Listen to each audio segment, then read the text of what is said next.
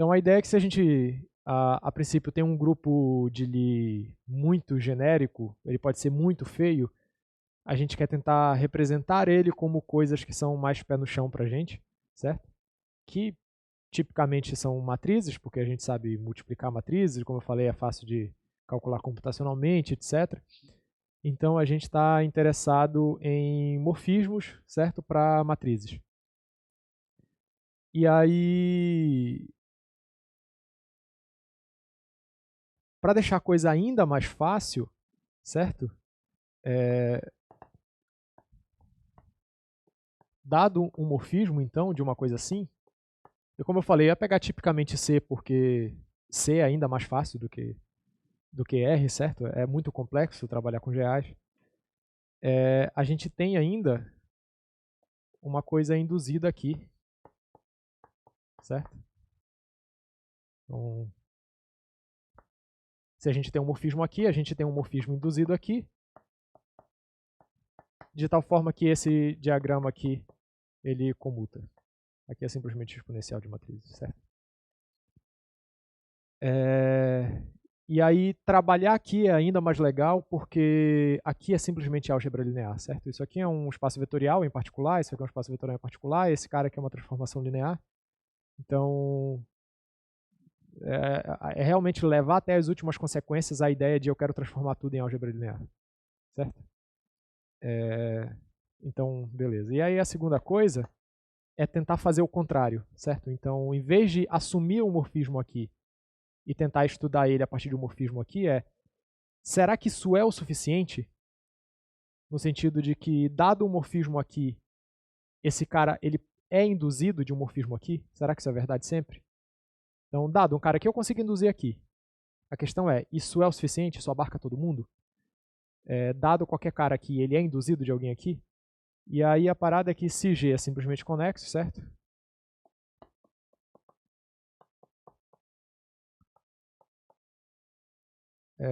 Então vale.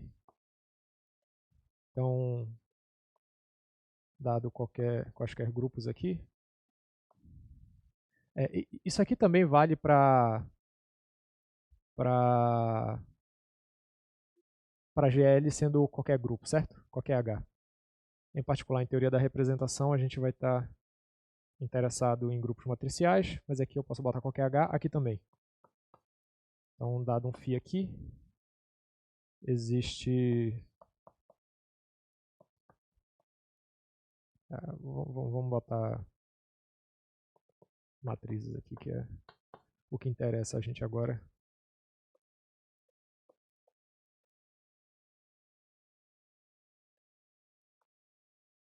Certo? Então aqui é a exponencial tradicional. Essa setinha pontilhada, eu quero dizer que existe um único cara que é induzido por esse maluco aqui. Tudo bem? Né? E o que acontece é justamente que φ é igual a rho estrela, certo? Nesse sentido aqui, né? Quando G é simplesmente conexo, e aí o outro fato que eu enunciei é que, bom, isso acontece para SU2. Perdão, SUN. SUN é simplesmente conexo.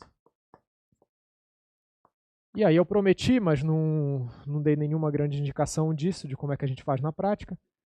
Prometi que é fácil calcular representações da álgebra de Lie de SUN. Certo? A gente sabe, a gente, não necessariamente a gente nessa sala, mas a humanidade sabe fazer isso. E eu estava até conversando com o Santiago isso ontem, e é combinatória, é contar coisas. A gente vai ver isso no final, a gente faz quadrado, conta bolinhas, conta coisas, e isso é fazer teoria de representação de SUN, é fácil, acredita em mim. Mas aí a gente partiu então para um outro lado, que é estudar grupos compactos, né? Que em particular SUN também é compacto, certo? E a gente começou a delimitar algumas coisas. Em particular, eu disse que é suficiente estudar isso aqui, certo? A princípio, a gente pode definir representações de grupos não tomando imagem em matrizes, mas em qualquer espaço de transformações lineares para qualquer espaço vetorial, em particular espaços vetoriais de dimensão infinita, certo? E aí eu falei para vocês que para grupo compacto é suficiente considerar dimensão finita, certo? Então vou enunciar aqui. Eu sei que eu estou enunciado de maneira meio jogada, mas é para a gente não se apegar a detalhes necessários agora. Então o que eu falei aqui é se G é compacto. E aí eu falei, inclusive, que tem uma demonstração muito elegante disso, de um matemático brasileiro lá, recomendei vocês darem uma lida, né? Então, se G é compacto,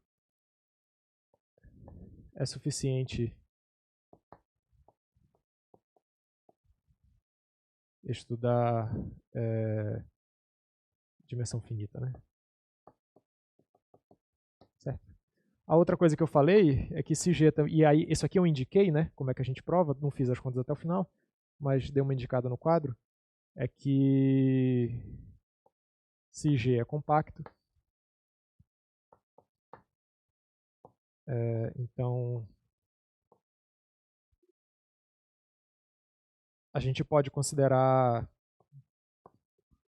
que a imagem da representação, na verdade, está dentro das matrizes unitárias. Certo? A representação é sempre unitária. Se não for, eu consigo escolher um produto interno que passa a ser unitário. Certo? Dá para fazer isso. Isso aqui decorre da integral de Haar, né? Que a gente estava usando largamente e vai usar um pouco mais hoje. Então, essa é a ideia geral. Eu quero espremer o máximo de informação possível, certo? Do grupo a partir da ideia de representação. Bom, seguindo adiante, então, agora, a gente definiu aquelas coisas, né, de representação irredutível. A gente foi tentando jogar fora todas as redundâncias. Então, eu defini representação irredutível, defini representação equivalente, certo?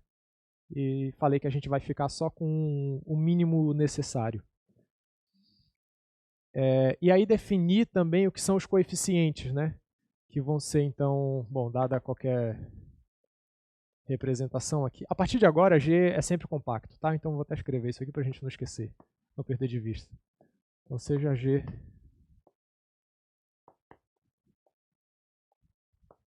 um grupo de Lie compacto.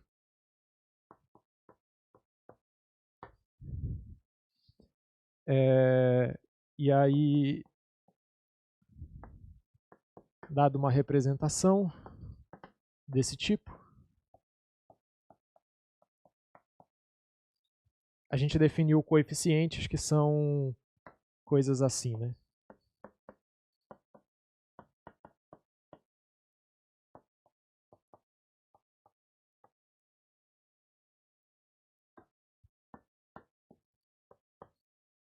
Aliás, aqui de novo é suficiente pegar unitária, né?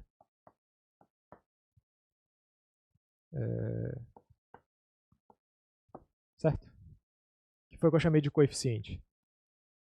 E o que a gente vai querer verificar hoje é que isso aqui dá muita informação sobre o grupo. Assim, num certo sentido, todas as funções que importam podem ser expressas dessa forma. Certo?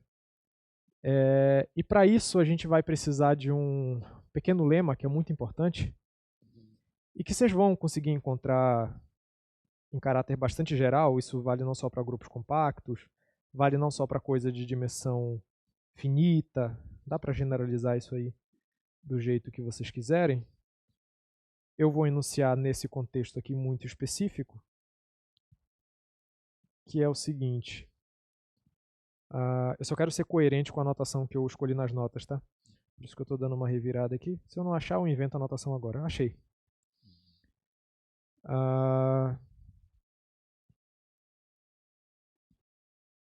Bom, vamos enunciar ele aqui do ladinho.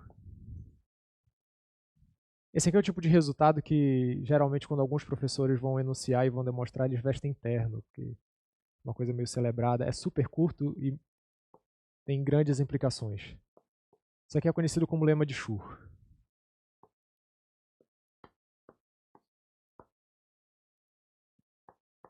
Certo?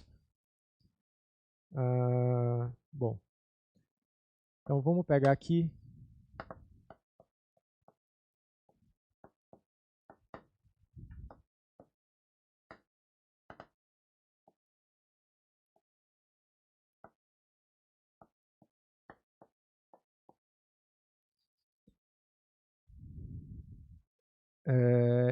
Duas representações, então, certo?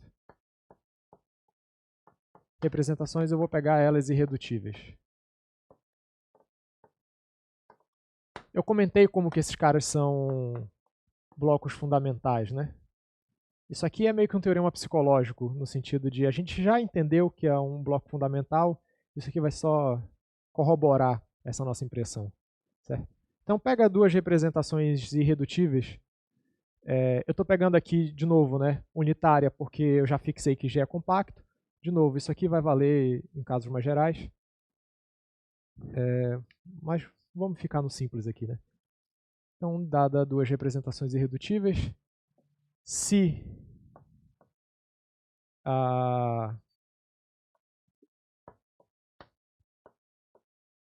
isso aqui eu quero dizer que elas não são equivalentes, tudo bem? Tiozinho de equivalência, cortei no meio, não é equivalente. Então, só um jeito curto de dizer isso, tudo bem? Então, se essas duas representações não são equivalentes e T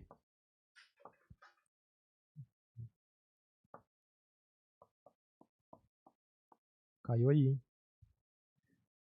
E T é uma transformação linear que satisfaz comutação com esses caras, ou seja, está indo de Cn1 para Cn2, né? Está indo daqui para cá. Então,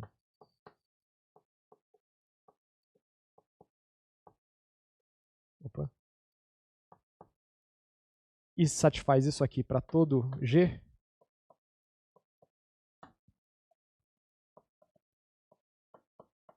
então T é zero. Certo? Tudo bem?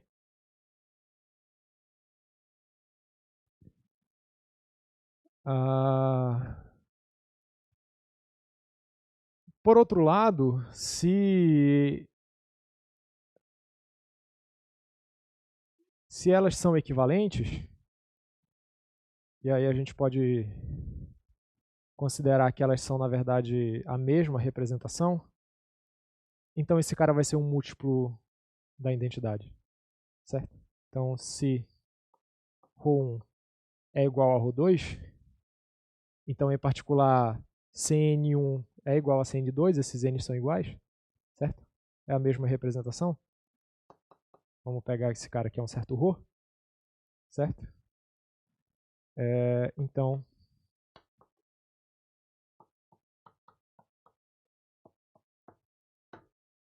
T é um múltiplo da identidade. Tudo bem? Pode ser zero, em particular, se esse lambda for zero, certo? Mas a princípio pode ser qualquer outra coisa. E aí, bom, obviamente isso aqui é verdade para qualquer múltiplo da identidade, certo? Se eu coloco T como sendo um lambda identidade aqui, isso aqui é verdade, tudo bem? O que é importante aqui é a volta, certo? Se satisfaz isso, então ele é dessa forma. Tem uma conexão meio besta aqui, que dá para tirar de cara. Tem uma conclusão, que é o seguinte. Representações irredutíveis de grupos abelianos são sempre unidimensionais. Tudo bem? Vou botar isso aqui como uma OBS aqui, que é o seguinte. Se G é abeliano, então a gente tem uma coisa assim sempre, ó. Bom, fixa T igual a um certo ρ de G0. Então, isso aqui satisfaz isso aqui.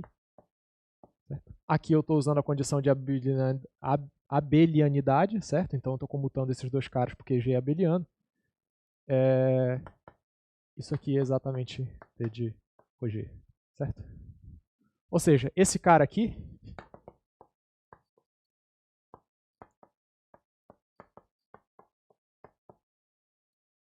isso é verdade para todo G0. Fixei um G0 aqui, mas certo? Eu posso escolher qualquer G0 e isso vai continuar sendo verdade. Isso aqui é verdade para todo G, certo? Então, pelo lema de Schur, vale isso aqui. Mas esse cara aqui, ele é uma matriz assim, né? Vou fazer asterisco, que eu acho que é melhor. é uma matriz dessa forma. Isso aqui é soma direta de coisas. Mas a representação é irredutível. Então ela não pode ser soma direta de coisas. O único jeito disso ser verdade é se eu só tiver uma entrada aqui. Então é sempre unidimensional. Certo? Isso vai ter alguma implicação para algo que a gente vai encontrar já já. Mas enfim, fiquem com esse fato aí. Representações irredutíveis de grupos abelianos tem todas... sempre tem dimensão 1, tudo bem? Beleza.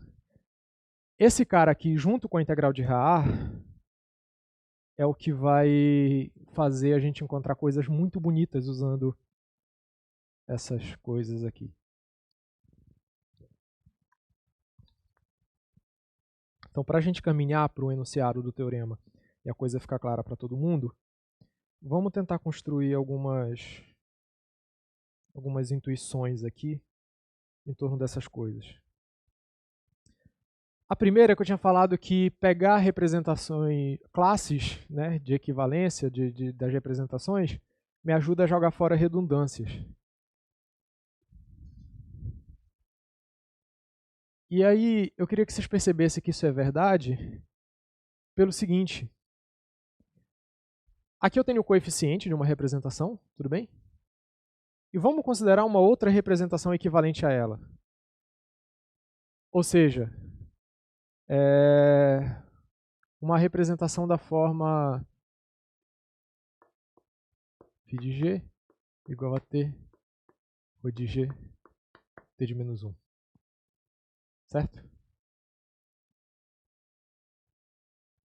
Vejam o que acontece agora se eu pegar o seguinte coeficiente.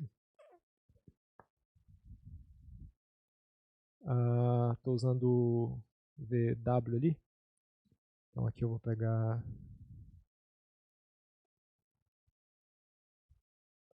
Talvez seja... Bom, tudo bem. Aqui eu vou pegar...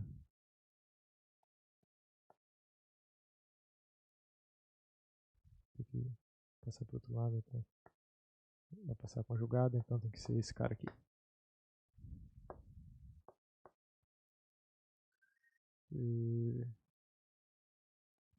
D de G. Um palavrão meio escroto, né? Mas o que eu estou fazendo, eu estou escolhendo de maneira apropriada esses vetores aqui. Inclusive, eu acho que eu fiquei encarando um monte ali e troquei a ordem. Aqui é V, aqui é W, certo? Então, quem que é esse cara, por definição? Bom, aqui vai entrar esse cara. Essa matriz existe porque tem invertível, tudo bem? Então, o conjugado, o adjunto dela vai existir também. Então, esse cara é isso aqui.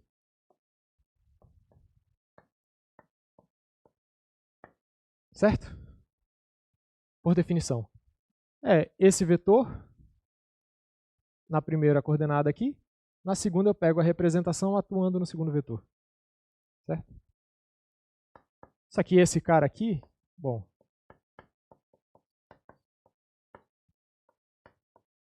é por hipótese uma coisa dessa forma.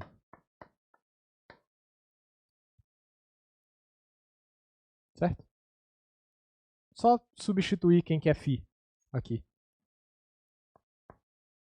Eu passo esse cara para cá, ele vai como hermitiano, certo?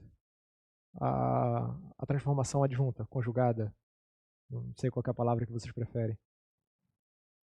Em dimensão finita, essas coisas são todas iguais, certo? O ponto é, quando eu passar esse t para cá, vai cancelar com esse aqui, e o que eu vou ficar é com v desse lado. Ρg.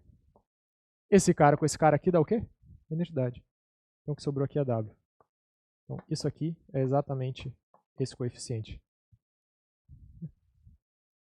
Então, os coeficientes de duas representações equivalentes são os mesmos.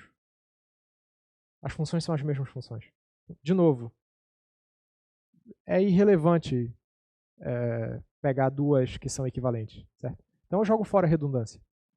Então, para cada classe de equivalência, eu escolho uma e isso ali já vai me dar todos os coeficientes que eu quero. Tudo bem? Beleza. Em particular, vão ter alguns coeficientes que vão ser muito importantes para a gente, que é o seguinte.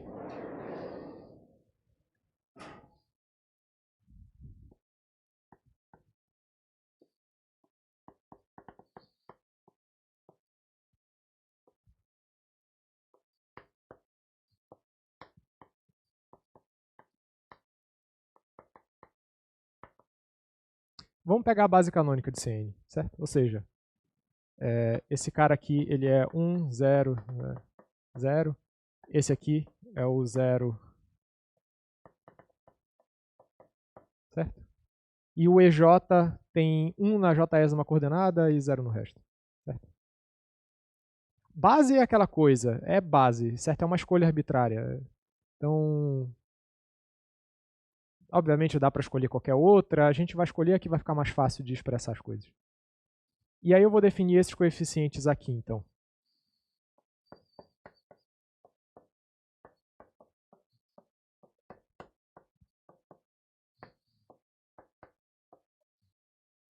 Certo? A questão é, esses coeficientes, eles são as entradas matriciais dessa representação. Vocês conseguem enxergar isso? Faz sentido, Leandro? Perfeito? Porque, bom, eu estou pegando esse cara aqui vai ser uma matriz, né? Então, essa matriz aqui é a minha matriz Roger. Certo? O Roger aplicado em K vai me dar a késima coluna dessa matriz. Certo? Então, a késima coluna é simplesmente o vetor Roger aplicado em EK. Tá. Roger é uma representação. Isso. Tudo bem?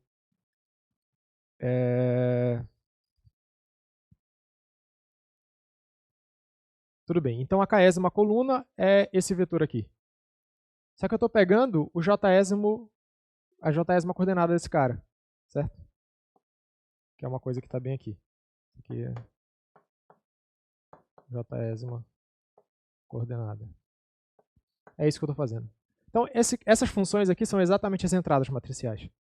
Certo? Para SU2, esses caras recebem o nome de função D de Wigner. Não sei se alguém já ouviu falar, para quem trabalha com spin, soma spin, gosta de brincar com essas coisas. Isso aqui recebe o nome de função D de Wigner. Certo?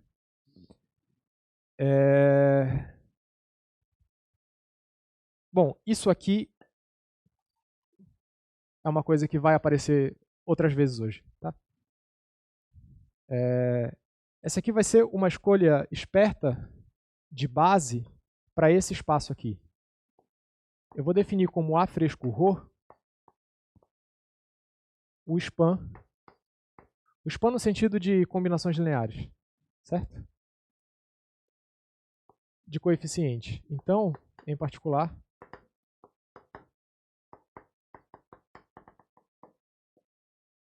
qualquer combinação linear de coeficientes é a combinação linear dessas funções aqui.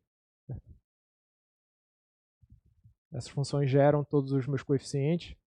Então, se eu pego o espaço das funções gerado pelos coeficientes, esse cara vai ser dessa forma aqui. Certo? Tem esses caras como base. Não só geradores, mas eles são LI. Tudo bem?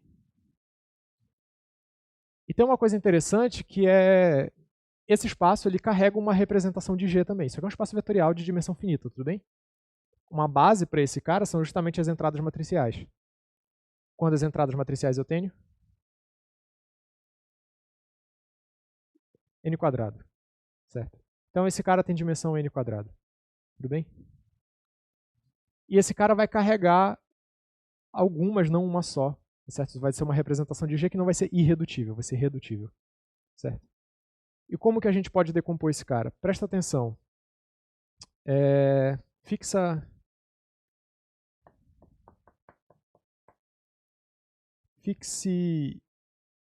o K. certo? Então, vou até denotar por K0 aqui. Tudo bem? Vamos considerar, então, o A ρ K0 como sendo esse span aqui. Isso aqui.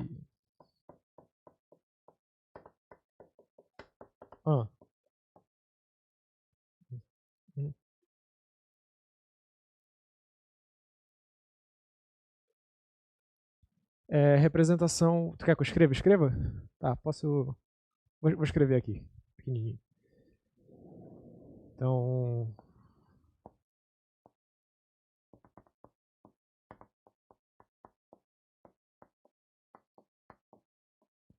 É irredutível. Aqui eu já estou assumindo que é morfismo de grupos. Tá? Ela é irredutível se os únicos subespaços invariantes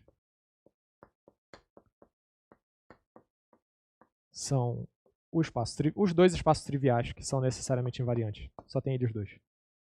Certo? Eu não consigo nenhum subespaço próprio aqui dentro que não seja o zero, né? Que quando eu giro ele por G, eu fico dentro dele. Se eu pego qualquer cara que tem dimensão menor que n ou maior que zero, ao girar ele, eu saio dele, necessariamente.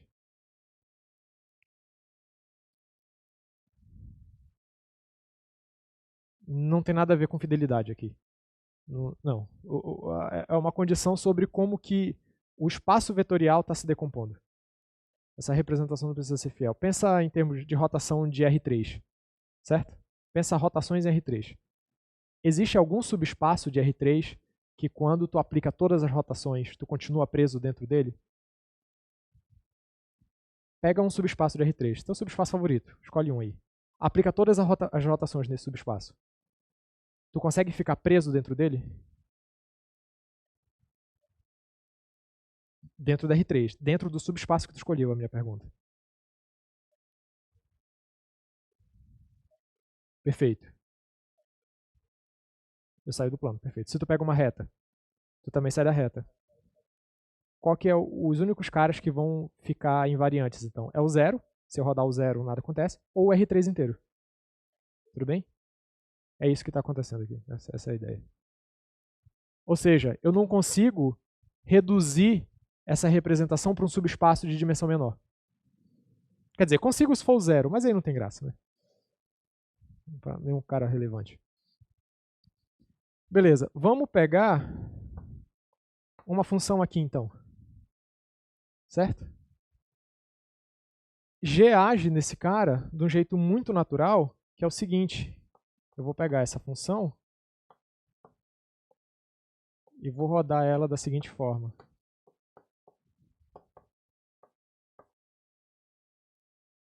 Tudo bem? Em particular, se eu rodo esse cara aqui,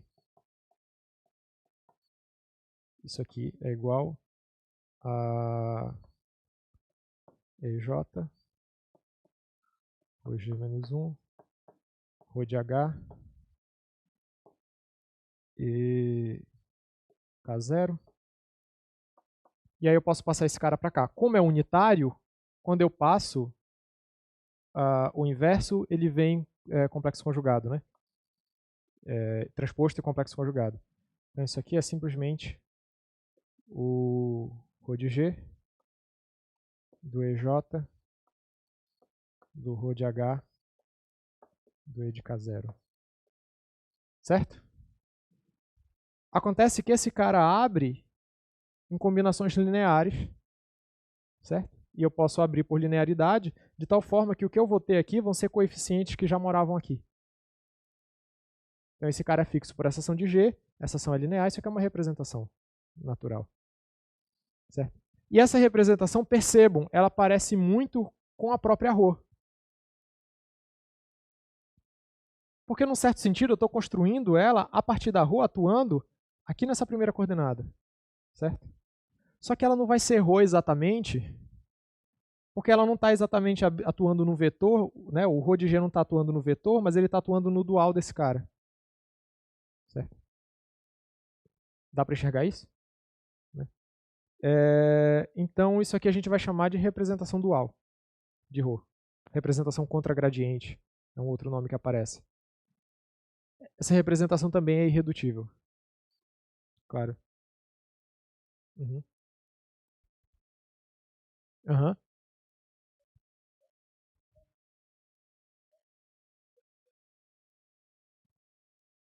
Eu usei a definição de representação, que é o morfismo de grupo. Então, a princípio, isso aqui seria isso aqui, né? Mas como a representação é um morfismo, em particular, ela leva produto em produto. Tudo bem?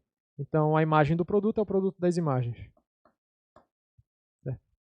Da mesma forma, o produto do inverso, a imagem do inverso é o inverso da imagem. Então, eu tiro esse menos 1 para cá.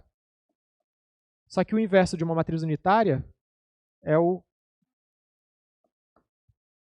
hermitiano, que vem para cá como Roger. Tudo bem? Tudo bem. Então, assim, o que eu quero dizer é, para cada K0, eu tenho um subespaço aqui de dentro, que é invariante, por uma representação que é a representação dual da ρ. E o que eu estou afirmando para vocês é que essa representação também vai ser irredutível. Certo? E é fácil de verificar, mas dá tranquilo para acreditar em mim, eu imagino. Bom, eu tenho n K0s aqui. Então esse cara ele decompõe como n representações irredutíveis. Cada uma dessas representações irredutíveis é dual à própria ρ. Então, a conclusão que eu quero chegar, certo? É que a ρ é igual à soma direta de k, indo de 1 até n,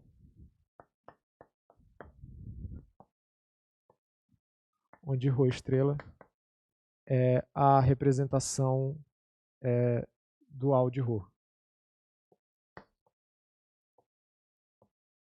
Ou seja, é a representação que a ρ induz no espaço dual. Simplesmente jogando para o outro lado. É só isso. Beleza, então essas funções aqui, elas apresentam suas próprias simetrias pela ação do grupo.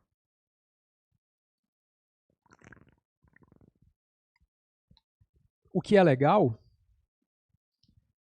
é que existe uma noção muito natural de produto interno em funções, certo? Que é dado pela integral de coisas. Então, em espaço de funções,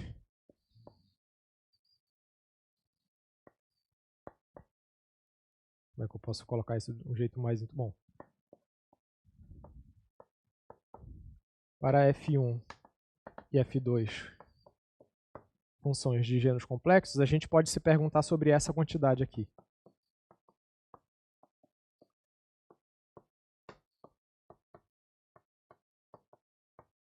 Tá?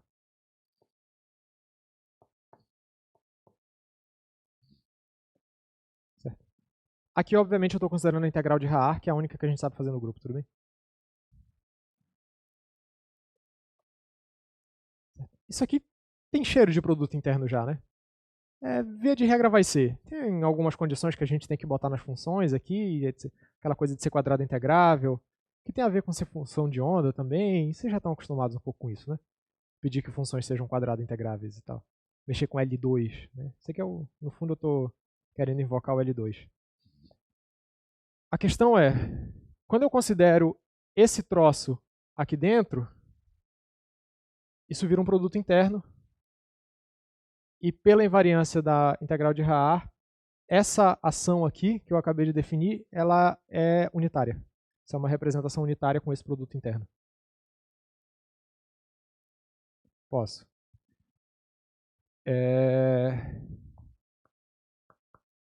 A ρ com esse produto interno é um espaço de Hilbert, certo?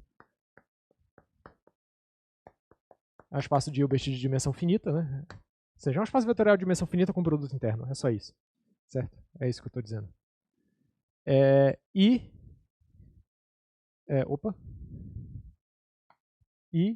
a... Ô, caralho, por que eu estou fazendo rho? E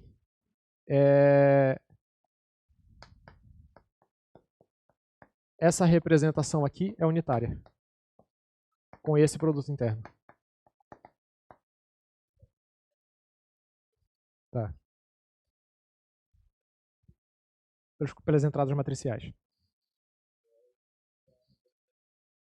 Isso.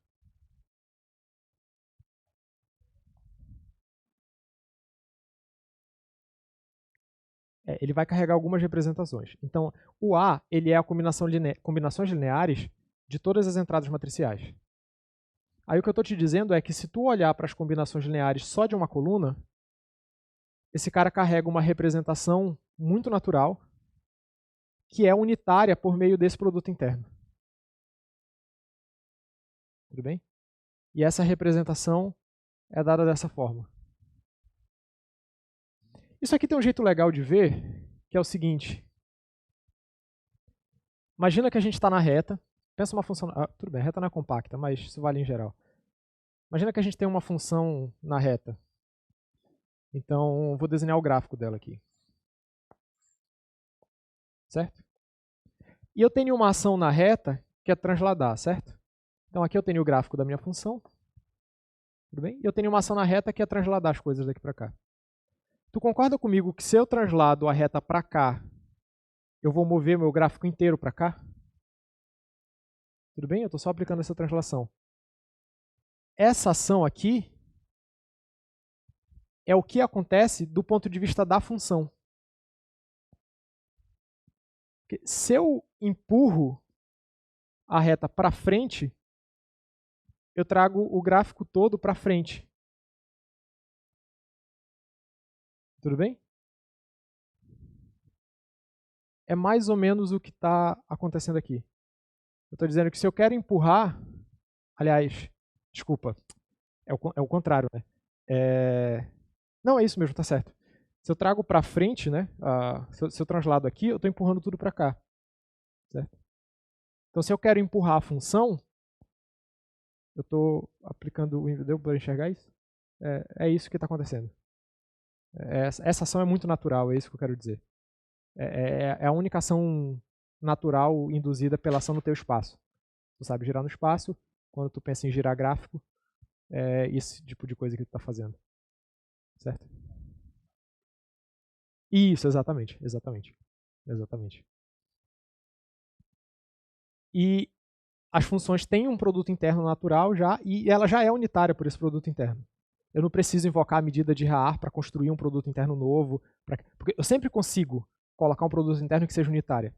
O que eu estou dizendo é que esse produto interno já veio do céu, assim. Um anjo desceu e... Exatamente. Isso. Tudo casa perfeitamente.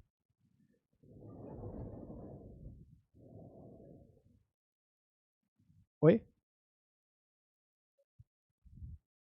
No fundo, essa integral o quê? Desculpa. Essa integral que eu estou considerando aqui é exatamente a integral de Haar. Isso aqui, eu só sei integrar no grupo usando a integral de Haar. Não sei fazer outra coisa lá. Certo?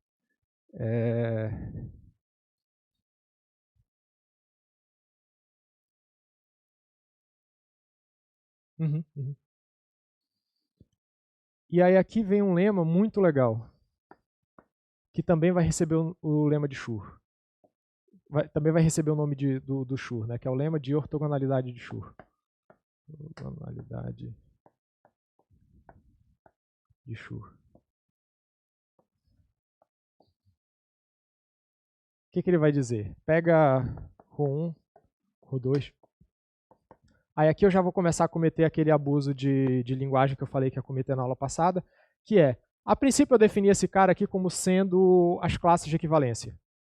Certo? Quando eu escrevo isso aqui, o que eu quero dizer é que eu estou pegando um representante de cada classe de equivalência. Certo? Uma classe de equivalência é um conjunto de representações. Escolhe uma representação lá dentro. Certo? Irredutível, exato. Aqui são as irredutíveis, exato. Então, o que eu estou dizendo é, estou pegando duas representações irredutíveis. Certo?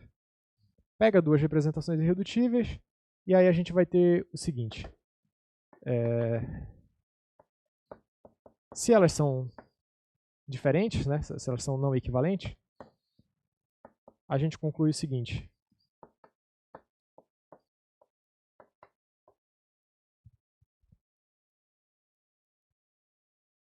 Tudo bem?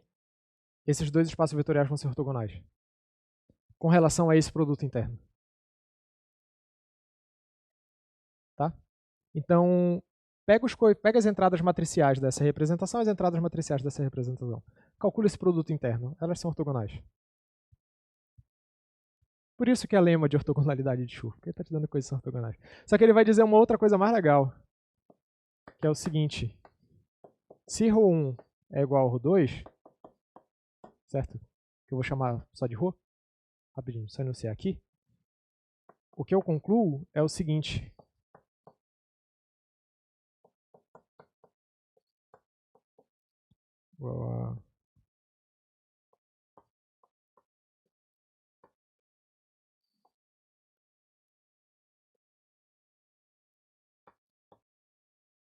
Vou falar. É 1 sobre a dimensão da representação. A dimensão da representação é a dimensão do espaço vetorial. Talvez eu devesse ter escrito isso antes, me desculpem. É porque isso é um pouco natural já para... Certo? A representação está atuando no espaço vetorial, isso aqui é o N. Certo?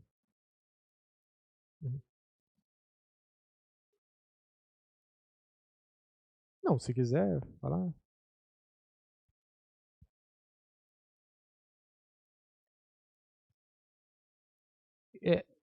Então, é que...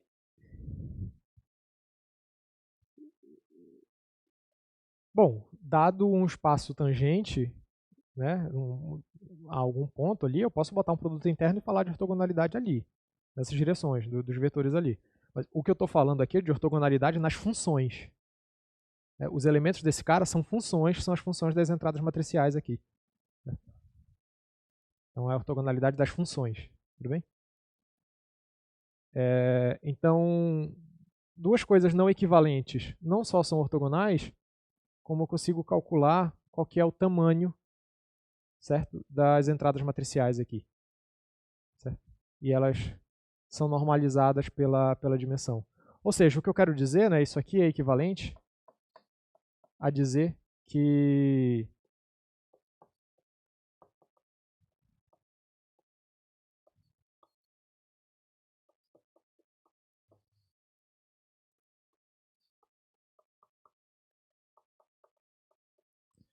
esse cara aqui é base ortonormal.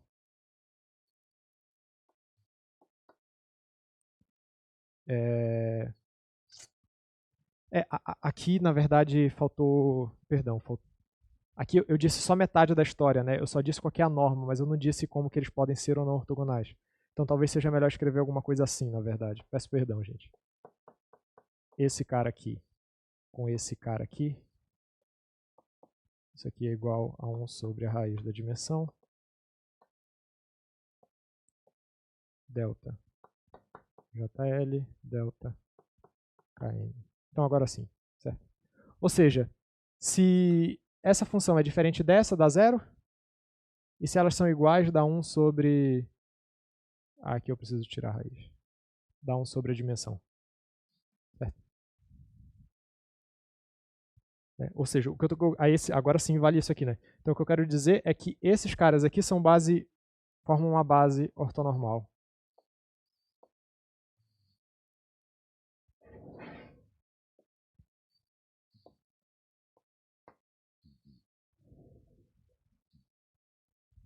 Tá? Já dá para ver que isso aqui é série de Fourier? Eu estou pegando funções que são ortonormais. Certo? Que é isso que a gente faz em série de Fourier. A gente pega uma função lá, com boas propriedades, que no geral são poucas coisas que a gente pede, e a gente consegue decompor numa base ortonormal que é muito legal. Certo? Então isso aqui é série de Fourier. Inclusive tem um comentário que eu preciso fazer, que eu sou muito ruim de vender meu peixe, eu acho. Eu tenho um textinho didático publicado na RMU que tem a ver com isso e que eu esqueci de linkar nas referências das notas. Mas lá nesse artiguinho eu construo tudo isso aqui, não só para grupos, mas para variedades que são simétricas pelos grupos também. Essas séries de Fourier que a gente constrói no grupo, elas descem para variedades que apresentam simetria por esse grupo. Então, não só os grupos em si vão apresentar série de Fourier, mas os espaços simétricos também vão ter séries de Fourier. E aí, se vocês quiserem mais detalhes, tem lá no artiguinho da RMU, que agora eu não lembro quando que saiu, mas acho que foi ano passado. Vocês podem procurar pelo meu nome. O título é o conteúdo geométrico de Fourier. Porque geralmente a gente constrói Fourier fazendo solução de equação diferencial, né? E aí o meu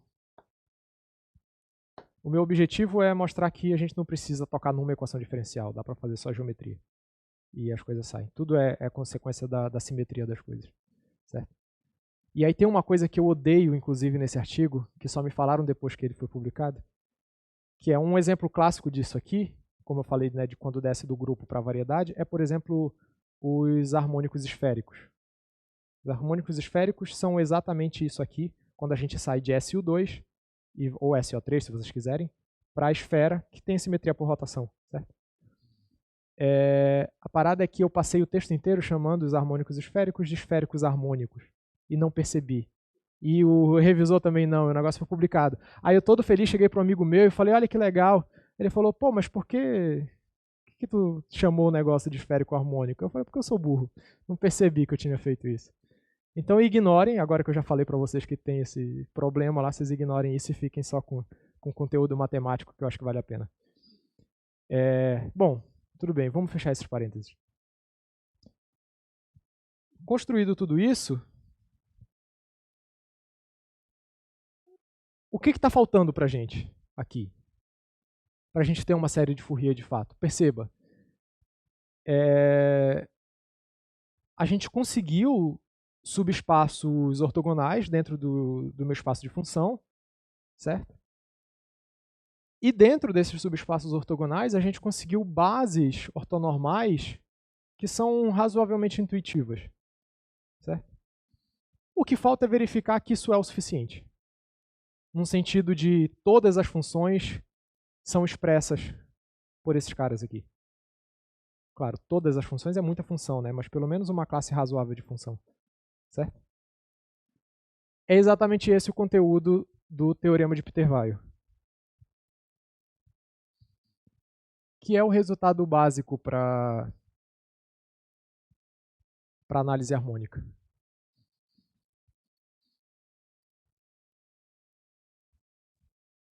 Isso aqui pode ser chamado de análise harmônica, né? Que é muito fácil de fazer quando a gente está em casos compactos. Então vamos enunciar o negócio e aí a gente tenta encarar ele.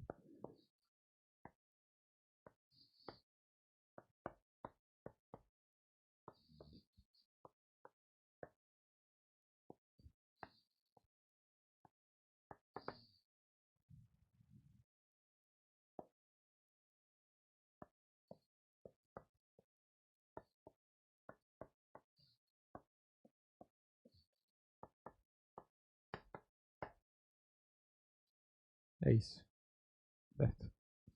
Ou seja,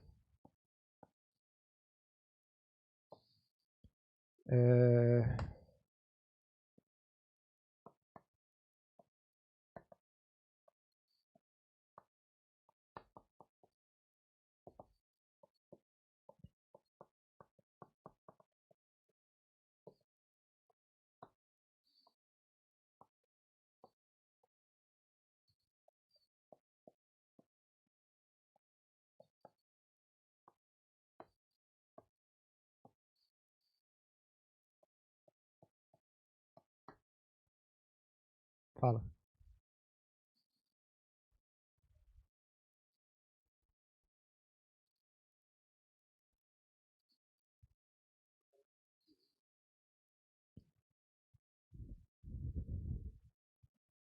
Tu concorda que para cada G eu vou ter uma matriz diferente? A princípio, eu vario o G. Então, quando eu olho para um coeficiente, à medida que eu vario o G, eu estou variando um número. Isso é uma função que pega G e cospe o número, certo?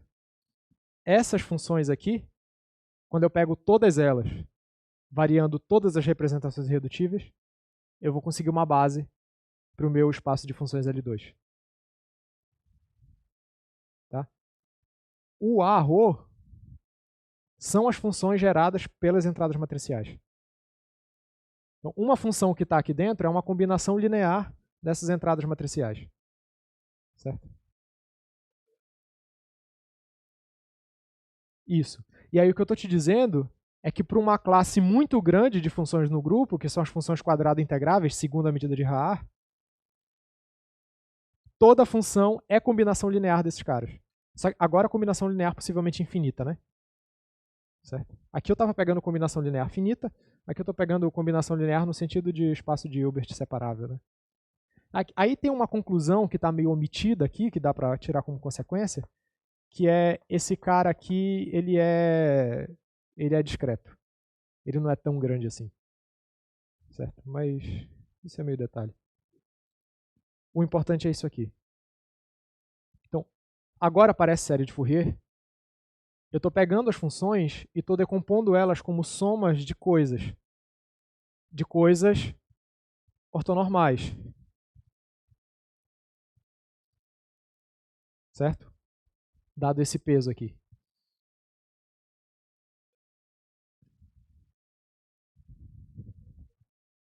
Isso, exatamente. Que no geral vai ser infinita, mas vai ser enumerável. Então o que eu estou dizendo, em essência, é que se f pertence a L2 de G, então eu posso escrever a f como sendo uma coisa assim.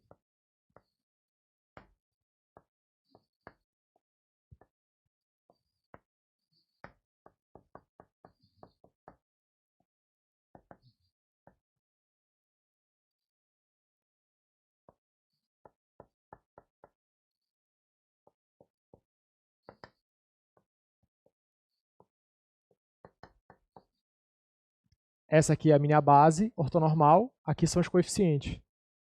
Certo? Como a base é ortonormal, como que eu calculo os coeficientes?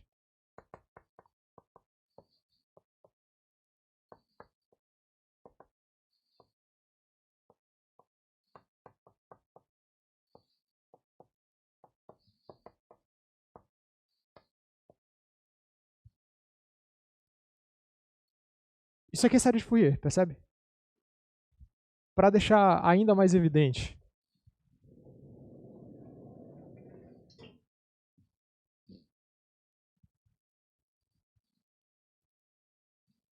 Vamos pegar um exemplo, então, que é G igual a U1, que é o círculo. Certo? Eu já falei que decorre do lema de Schur que as representações irredutíveis desse cara são unidimensionais. Certo? Aí dá para fazer uma continha, não é difícil. No meu texto do RMU está feito, da RMU, né, tá feito. É uma continha ali, meio besta, que dá para fazer, que é o seguinte: as representações irredutíveis desse cara, elas são basicamente dadas por números inteiros. Da seguinte forma.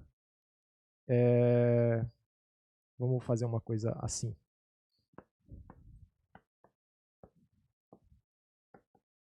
Certo? Onde K está associado a um certo ρk, onde o ρk de E elevado a I θ é elevado a I kθ. Essas são todas as representações irredutíveis do círculo. Isso é realmente uma conta elementar, assim. De novo, pelo lema de Schur, a gente já sabe que é unidimensional. Então a única coisa que a gente tem que calcular são os morfismos daqui para cá. Porque, como é compacto, as representações são unitárias. Então as representações irredutíveis têm que cair em UN. Mas como é abeliano, tem dimensão 1. Então tem que cair no próprio 1. Então a gente tem que calcular morfismos desse tipo e dá para ver que todos os morfismos são dessa forma. Certo? Em particular, como a dimensão é 1, isso aqui vai desaparecer. E quais são os coeficientes matriciais dessas representações?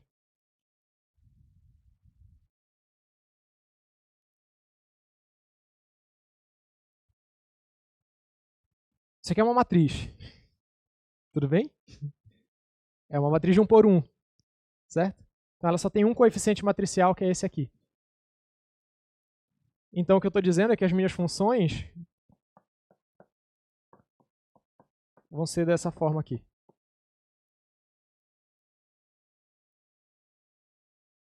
Isso aqui é a série de Fourier. É literalmente a série de Fourier canônica. Certo? O que eu estou dizendo para vocês é que o mesmo fenômeno acontece em grupos mais gerais. Certo?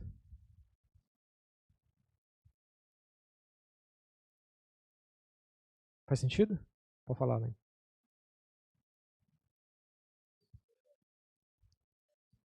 Uhum. Isso.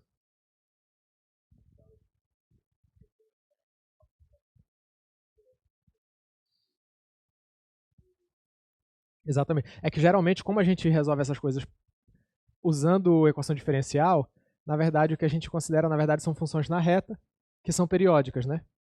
Então, sei lá, uma função aqui, o que acontece aqui, ela passa a repetir.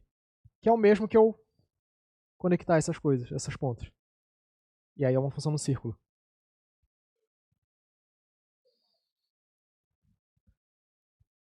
É exatamente isso aqui. Porque agora, perceba, eu posso definir... Vamos fazer primeiro nesse caso aqui.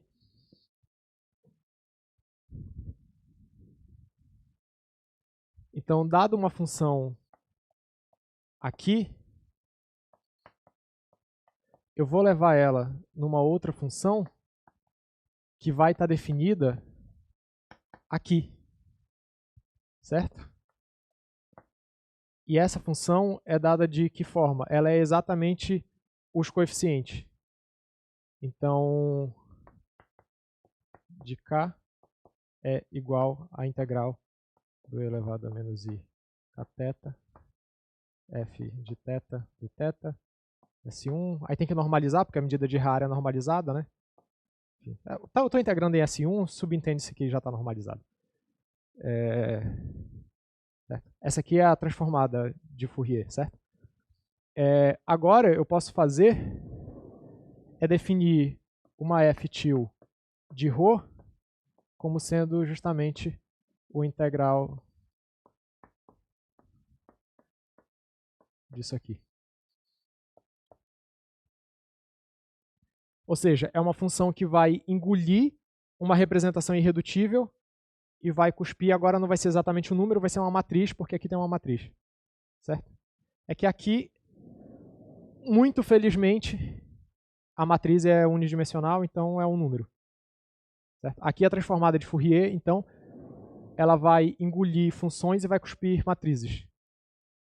E isso aqui tem muito a ver com quantização. Isso aqui é um jeito de construir quantizações para sistemas que apresentam certas simetrias, né? Especialmente simetrias compactas. Então toda a teoria de Fourier que a gente conhece vale para grupos compactos, dá para fazer também para grupo abeliano, mesmo quando não é compacto, uma coisa muito parecida, enfim. Mas em particular para grupo compacto, isso aqui fornece formas de fazer... Porque aí o que eu estou fazendo? Eu estou pegando uma função e estou associando um operador. Isso é quantização por excelência, assim. Né? Pegar função e associar operadores, e vice-versa. Posso pegar operadores e associar funções, fazendo algum tipo de processo inverso aqui, mas essa é a ideia. Então sim, eu consigo definir transformada de Fourier, nesse contexto mais geral. Certo? Isso aqui é exatamente, né, uma função agora que está definida aqui. E aí a gente tem que só tomar um pouco mais de cuidado para onde que esse troço está indo, certo? Não é tão óbvio assim. Tudo bem? Não é, né? Mas dá para definir direitinho um troço que a gente chama de álgebra C estrela do grupo, onde esse cara vai estar caindo. Dá para fazer isso aqui de um jeito super coerente e uniforme. O pequeno detalhe é esse, né? A transformada de Fourier da função vai ter como resultado algo que come representações irredutíveis e cospe matrizes. Aqui as representações irredutíveis são indexadas pelos inteiros e as matrizes são de 1 por 1. Então, como inteiro, cuspo o número. Aqui a coisa é um pouco mais solta que isso. Certo? Aqui. Chama de álgebra essa estrela do grupo. Eu não sei se alguém aqui trabalha com essas coisas de quantização, dequantização, limite semiclássico, álgebra não comutativa, qualquer blá blá blá desse. Não.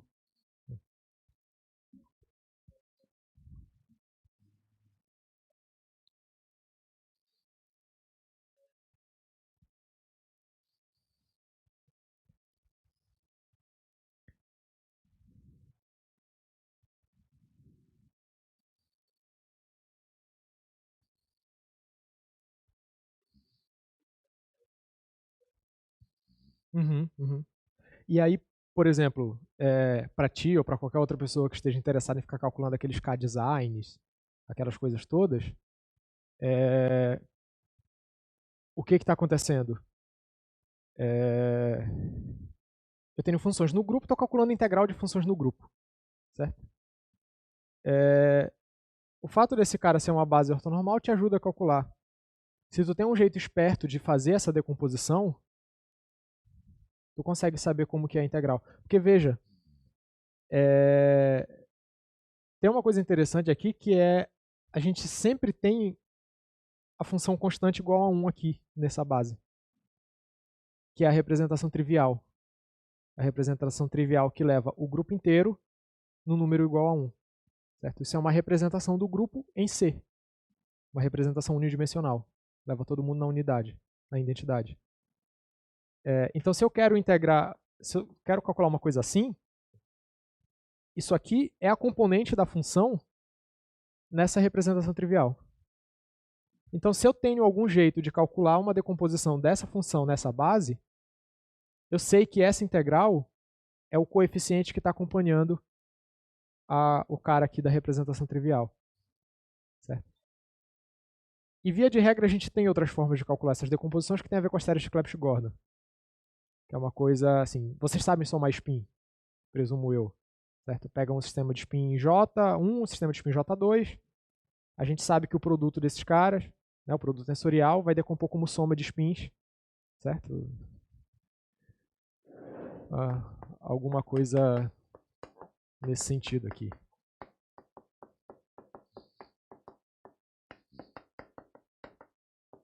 Certo? Soma de spin. No fundo, o que a gente está fazendo eu estou calculando o produto de funções de representações irredutíveis, de coeficientes de representações irredutíveis, como combinação linear de coeficientes de representações irredutíveis. Certo? Os coeficientes que vão aparecendo são justamente os coeficientes de Clebsch-Gordon, que é o que vão dar as probabilidades ali, das medidas de spin, etc. E é isso que se faz em K-Design. Aqui é para SU2, vocês vão estar fazendo isso para SU2N, SUN, qualquer coisa parecida, certo? Mas meio que isso existe sempre. Assim. Então, se a gente sabe a série de Clebsch-Gordon do grupo, a gente consegue fazer essa conta. Certo? É só fazer essa decomposição aqui. Faz sentido?